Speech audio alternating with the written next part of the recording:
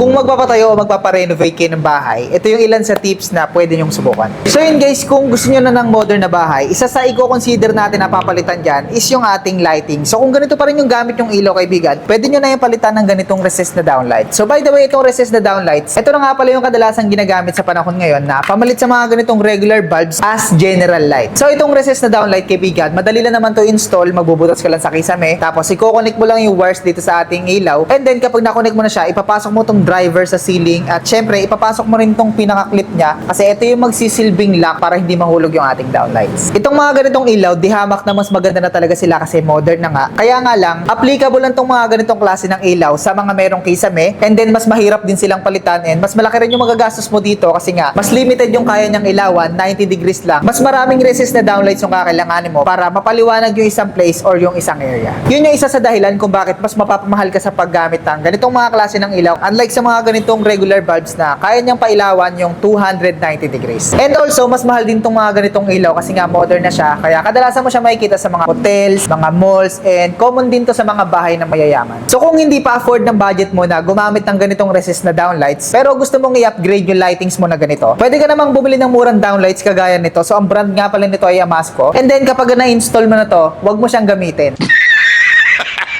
Joke lang yun guys. Makikita nyo yung price nito sa TikTok shop natin. Mura lang to guys. Tapos yung isa sa pwede nyong gamitin is yung surface type na pin light. So sa surface type na pin light kaibigan, hindi mo na kailangan magbutas ng kisame, and ang kagandahan doon, kahit islab yung kisame mo, pwede mo siyang gamitin kasi nga di-screw lang naman siya. And also, mas makakatipid ka sa surface type na pin light kasi pag napundi yung ilaw niyan, papalitan mo lang siya ng ganitong E27 na bulb. Diroscas lang din naman siya. Ang kaibahan lang is nakatago yung pinaka-bumbilya niya. Wala kang makikitang ganito. Pero kung gusto mo talaga na maganda at meron ka namang budget, ang may sasuggest namin na gamitin mo syempre is itong downlight. And then kung gusto mo naman ng mas madaling palitan, mas mura sa mga downlights, and at the same time semi-modern na yung dating niya, you can use surface type pin lights. Bonus tip pala guys, kung gusto nyo ng cozy and aesthetic vibes, yung lightings nyo is haluan nyo ng warm white na kulay ng ilaw. Kasi yung warm white na ilaw kaibigan, nagbibigay ng relaxing vibes and cozy ambience. Kaya kung mapapansin mo, pag nakapunta ka sa mga mamahaling lugar, mapapansin nyo yung ilaw nila is hindi puro daylight, hindi siya puro puti. May mapapansin kayo dyan na medyo madilaw ng konti. Iba kasi talaga yung dating kapag merong